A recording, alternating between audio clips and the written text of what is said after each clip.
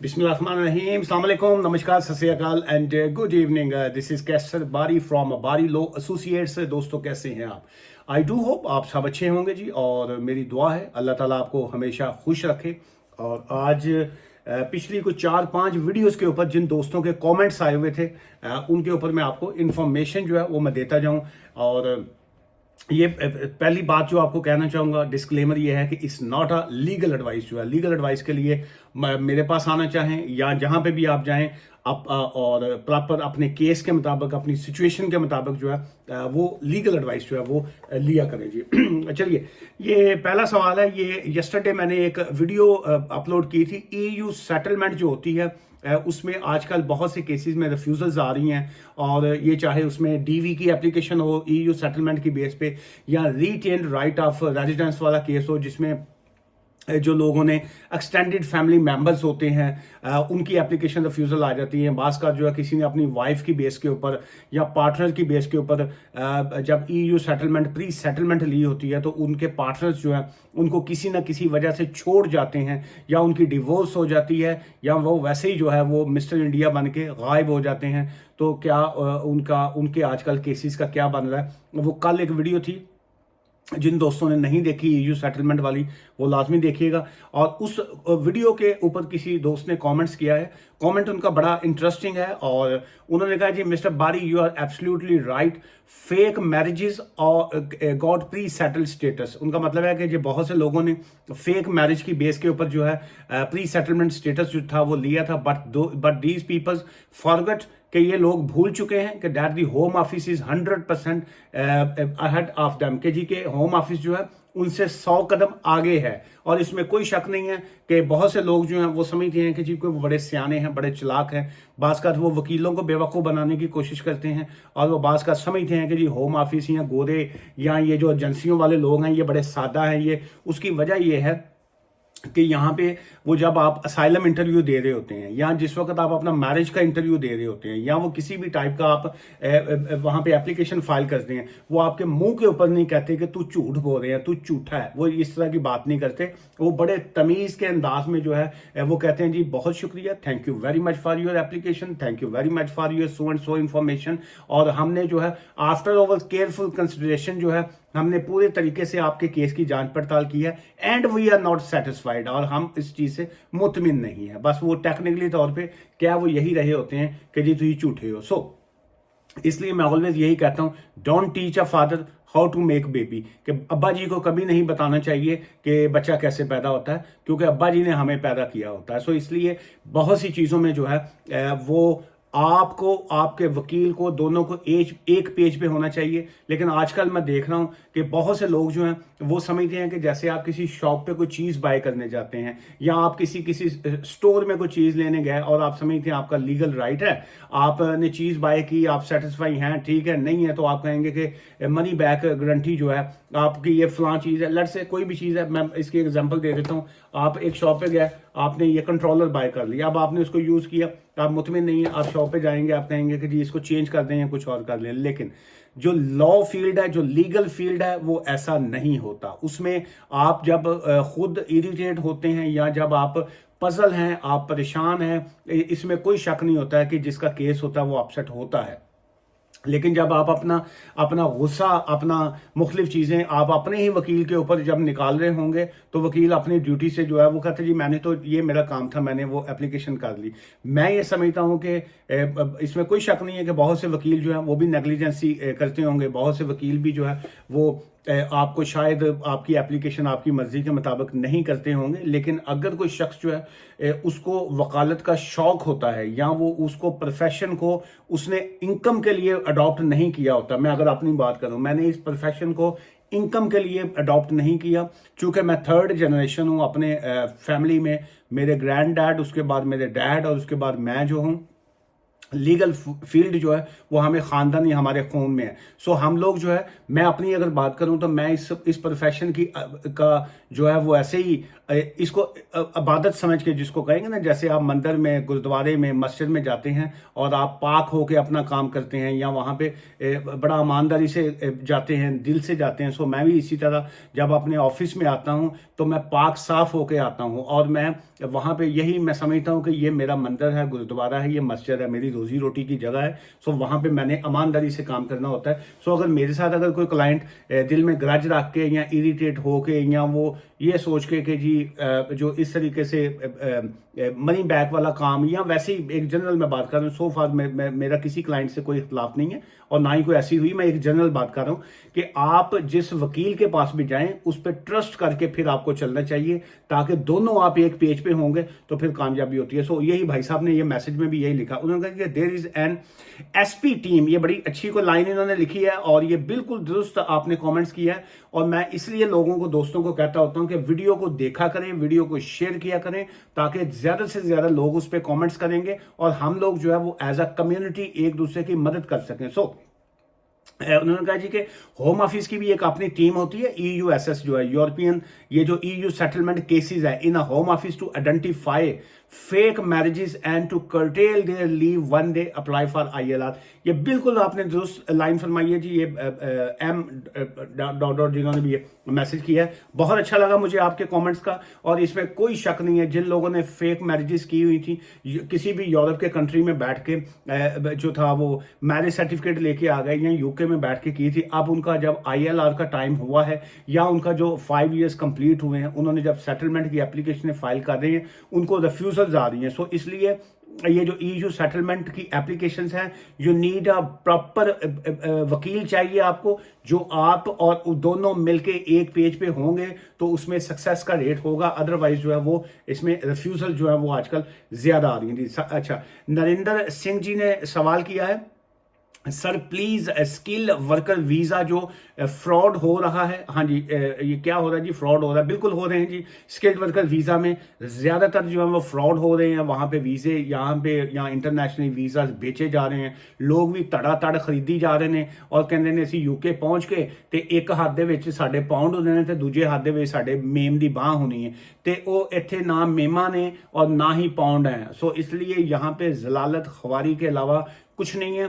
इसलिए जो लोग आए यहाँ पे जेन्युइन वीजा पे आइए, सही वीजा लेके आए। स्टूडेंट आते हैं तो अपनी तालीम मुकम्मल कीजिए, PSW लीजिए, स्किल्ड वर्कर वीजा पे जाए।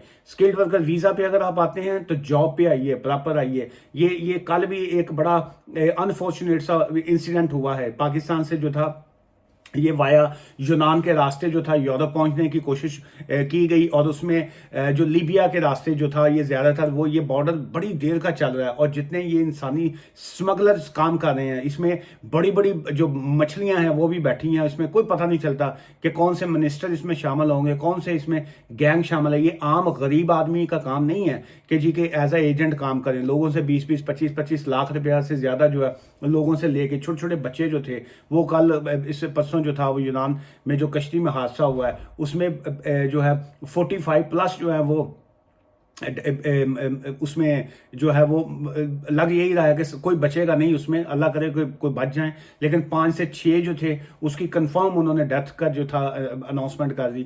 PM साहब जो है अपना शहबाज शरीफ साहब, उन्होंने कहा जी मैं कमेटी बनाऊंगा दिस एंड दैट, और हम ये करेंगे वो करेंगे। सो ये जो एजेंट माफिया है ये छोटा माफिया नहीं है। ये लोग डरते हैं बाज़, ये जिन लोगों ने एजेंटों को पैसे दिए होते हैं वीजा लगवाने के लिए, स्टूडेंट का वीजा हो, स्किल्ड वर्कर वीजा हो, जब उनके साथ फ्रॉड भी हो रहा है वो डरते तो FIR नहीं उनके खिलाफ करवाते कि जी ये FIA में जाएंगे, वहां पे भी इनके बंदे बैठे हुए हैं, साड़ियां दुश्मनियां पै जानियां ने और इनका जाना कुछ नहीं है। तो वो अपनी जान बचाने के लिए लोग डर के जो है वो बैठे रहते हैं। और ये एजेंट्स लोग जो हैं ये बाकायदा माफिया बने हुए हैं, जिसकी वजह से लोग, अब कल वाले वाकया में जो है छोटे छोटे बच्चे जो थे वो भी, अब ज़ाहिर है एक फैमिली है, मियाँ बीवी बच्चे समेत वो निकले होंगे, वो बेचारे सारे के सारे जो है वो गए। सो इसलिए ये इंसानी स्मगलिंग जो है ये क्राइम है, ये एक जुर्म है। ये खरीदो फरोख्त वीज़ा जो है ये क्राइम है, जुर्म है। इसमें आप लोगों को पार्टिसिपेट करना चाहिए, लोगों को बताना चाहिए कि इस तरह का ये एक घिनौना एक बिजनेस है,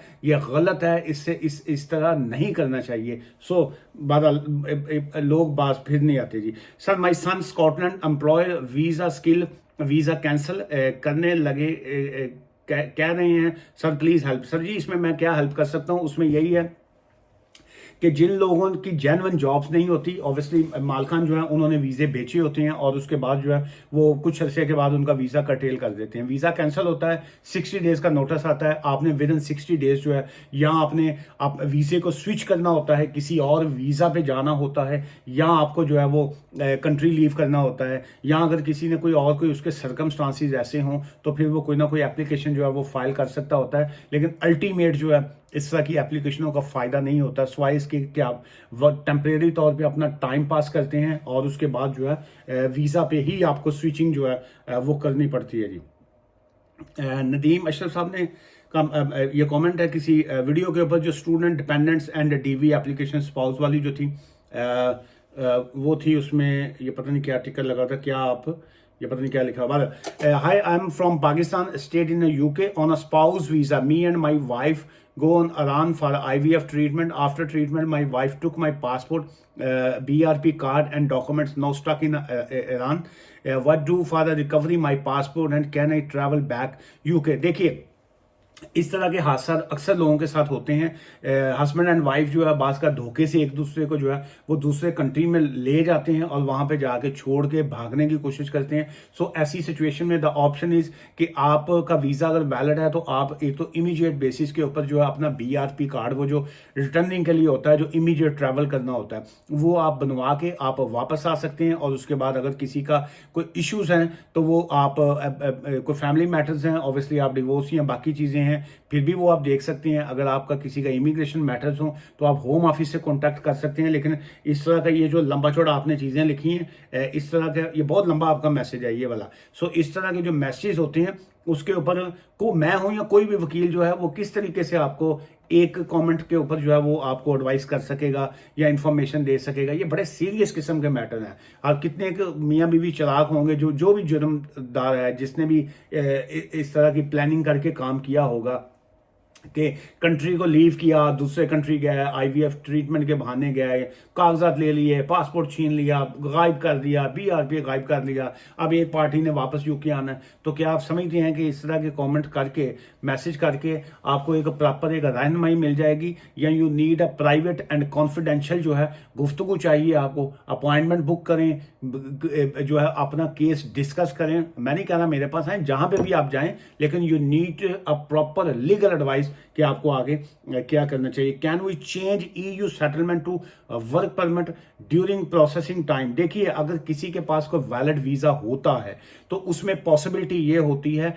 कि if you have any valid visa का मतलब ये नहीं है कि विजिटर वीजा अगर आप कहें कि मेरा वो वैलिड है। विजिटर वीजा जो होता है वो चेंजेबल नहीं होता। बाकी कोई और अगर वीजा हो तो आप जो है वो एडवाइस ले सकते हैं कि क्या मैं फलां वीजा में इसमें स्विचिंग कर सकता हूं कि नहीं। मोस्ट केसेस में जो है वो स्विचिंग हो जाती है। सर, आपका नंबर मिल सकता है? मेरा कोई नंबर नहीं है जी, कंपनी का नंबर है। 01274924986 जो है वो कंपनी का नंबर है। और वहां पे 9:30 AM से लेके 5:30 PM यूके टाइम जो है ऑफिस का रिसेप्शन डेस्क होता है, वहां पे लोग कॉल सुनते हैं और उसके बाद आपकी अपॉइंटमेंट बुक की जाती है। लेकिन बहुत से ऐसे जो है, मैं शुरू में तो मैं बड़ा अच्छे वर्डिंग में भी कह देता था कि हमारे बहुत से नादान दोस्त हैं जिनको अक्ल नहीं होती, वो रात के 7 बजे भी कॉल कर देते हैं, रात के 9 बजे भी कॉल कर देते हैं, 8:30 भी कर देते हैं। लेकिन अब वो नादान तो कहना मैं समझता हूँ अच्छा वर्ड नहीं है, उनको जाहल कहना चाहिए। कई लोग रात के 11 बजे कॉल्स कर रहे होंगे, कई लोग रात के 12 बजे कॉल्स कर रहे होंगे। जब उनको सुबह 9:30 बजे मैसेज जाता है ऑफिस खुलने के बाद कि आपको अपॉइंटमेंट बुक करनी है, फिर वो मैसेज सीन आ जाता है, वो देख भी लेते हैं, लेकिन उसके बाद वो इन्ना लिल्लाह व इन्ना इलैहि राजिऊन वो फौत हो जाते हैं। बहुत से लोग जो हैं, चूंकि वो रात को समझते हैं कि हम 1:30 बजे कॉल करेंगे तो वकील साहब ਜਿਹੜੇ ਨੇ ਉਹਨਾਂ ਨੂੰ ਜਿਹੜਾ ना वो बैठे होंगे ਤੁਹਾਡੇ कॉल का इंतजार करन और फटाफट वो फ़ोन आपका उठाएंगे और रात के 1:30 बजे आपका फ्री में फ़ोन उठा के आपकी गपशप सुन के आपको सारी रात एडवाइस करेंगे और उसके बाद वो सुबह जो है वो सारा दिन वो करेंगे ऐसे। भाईजान, वकील यहाँ पे बहुत बिजी होते हैं। मेरे अपने जो एग्जिस्टिंग क्लाइंट्स होते हैं जिनसे फीस ली होती है, जिनका काम कर रहे होते हैं, हमें तो उनको बास का राइट टाइम के ऊपर कॉल करने का मौका नहीं मिलता। किसी को अगर सुबह 10 बजे का टाइम दिया है कि मैं 10 o'clock कॉल करूंगा, एक क्लाइंट पिछला जिसको 9:30 का ऑफिस बैठा है, बात कर उसकी बात लंबी हो जाती है कि हमें 10 की बजाय 10:15 किसी को कॉल करनी पड़ती है। सो इस वजह से वकील जिन्होंने फीसें ली होती हैं वो प्रॉपर टाइम के ऊपर काम कर लें तो बहुत बड़ी बात है। तो ਤੁਹਾਡਾ रात ਦੇ 1:30 ਵਜੇ ਜਿਹੜਾ ਨਾ ਤੁਹਾਡੇ ਵਰਗੇ ਬੰਦੇ ਨੂੰ ਤੇ ਰਾਤ ਨੂੰ 1:30 ਵਜੇ ਨਾ ਬੰਦਾ ਦਰਵਾਜ਼ੇ ਤੋਂ ਬਾਹਰ ਸੇ ਬੰਦ ਹੋਵੇ ਬਸ ਬੰਨ ਕੇ ਨਾ ਤੇ ਅੱਗੇ ਪਿਆਲਾ ਵੀ ਨਾ ਰੱਖੇ ਕਿ ਜੀ ਕਿ ਪਿਆਲੇ ਦੇ ਵਿੱਚ ਕੋਈ ਚੀਜ਼ ਪਾਤੀ ਤੁਸੀਂ ਤੇ ਦੁੱਧ ਸ਼ੁੱਧ ਪੀ ਕੇ ਸੌਂ ਜਾਣਾ ਨਹੀਂ। ਤੁਹਾਨੂੰ ਦਰਵਾਜ਼ੇ ਦੇ ਬਾਹਰ ਜਿਹੜਾ ਨਾ ਉਹ ਜਿੰਨੀ ਕੁ ਠੰਡ ਪੈਂਦੀ ਹੈ ਯੂਕੇ ਤੁਹਾਨੂੰ ਬਾਹਰ ਸੇ ਬੰਦ ਹੋਵੇ ਬਸ